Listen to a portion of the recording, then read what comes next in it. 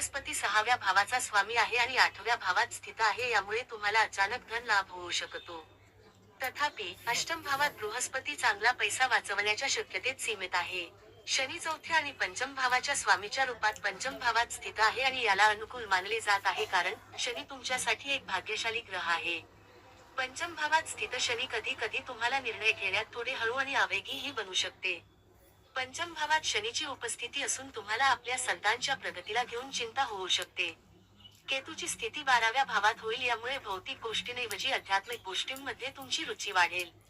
तुम्ही आध्यात्मिक बाबतीत संबंधात अधिक यात्रेवर लक्ष केंद्रित करतील आणि या संबंधात संतुष्टी मिळवतील.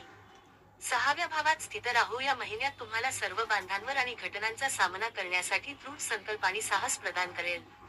प्रथम भावाचा स्वामी शुक्र 28 जानेवारी 2025 पासून 6व्या भावात स्थित होण्याने तुम्हाला ॲलर्जी रूपात समस्या देऊ शकतो. उपाय: नियमित 11 वेळा ओम गणेशाय नमः मंत्राचा जप करा. याची राशी भविष्य: तूळ, जानेवारी 20 ते जानेवारी 26. या सप्ताहात नियमित व्यायामच तुम्हाला दुरुस्त ठेवण्यात महत्त्वाची भूमिका निभावेल.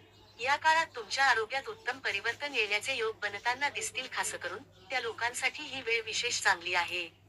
त्यांना स्थूल समस्या आहे कारण त्या लोकांना या वेळी आपल्या काही समस्यांनी कायमस्वरूपी निजात मिळू शकेल. या सप्ताहात तुम्ही घर कुटुंबात आपली छवी उत्तम करण्यासाठी आपल्या कमाईपेक्षा अधिक धन खर्च करताना दिसतील. या कारणाने तुम्ही सदस्यांमध्ये आपल्या प्रतिमेला उत्तम करण्यात यशस्वी व्हाल, परंतु अशी विना योजना धन खर्च करणे भविष्यासाठी आर्थिक तंगी उत्पन्न करू शकतो. या आठवड्यात आपल्याला कुटुंबातील मुलांबरोबर किंवा कमी अनुभवी मुलांशी संभाषण करताना धीर धरण्याची आवश्यकता आहे. कारण संभव आहे की त्यांच्या सोबत मतभेद उद्भवू शकतात, ज्यामुळे आपण आपला संयम गमावल्यास अनिश्चित भाषा देखील वापरू शकता. अशा परिस्थितीत कुटुंबातील आपल्या प्रतिमेचे नुकसान होण्याची शक्यता आहे. म्हणून असे काहीही करणे टाळा. या सप्ताहात अधिकतर ग्रहांची दृष्टी आणि राहुदेवाची 12व्या भावात उपस्थितीच्या कारणाने तुम्हाला भाग्याचा साथ देण्याचे कार्य करेल.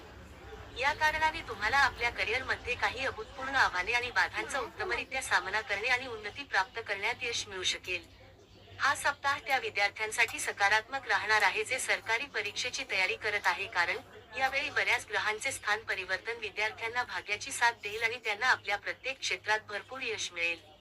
उपाय: मंगळवारी केतू ग्रहासाठी यज्ञ हवन करा.